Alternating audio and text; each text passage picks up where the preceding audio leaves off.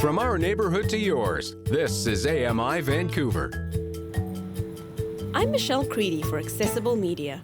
Richard Marion is on his way to Community, a resource centre for people who are gay, lesbian, bisexual or transgendered. They're known as the LGBT community. I think the biggest barrier that I face, possibly meeting people in situations where body language and eye contact is really important. That's probably the biggest barrier.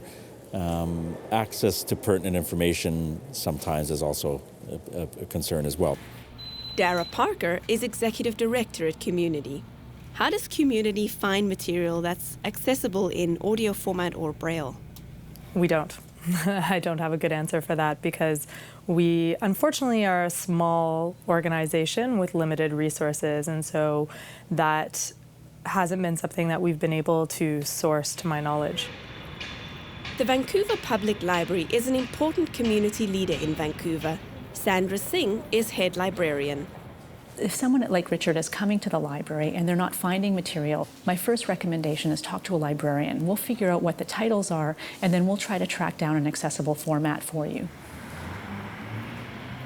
What kinds of attitudes have you found in the LGBT community toward people with disabilities? The LGBT community is a minority within society, so you just assume that would be more understanding, but people with disabilities are a minority within the minority. So. When I first came out of the closet, my timing couldn't have been much worse than it was. It was 3 weeks before Christmas.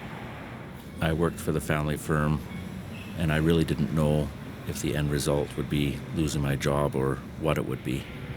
We worked it out, though, relatively unscathed. Friends say I'm a much happier person now, and I think they're right. In Vancouver, I'm Michelle Creedy for Accessible Media.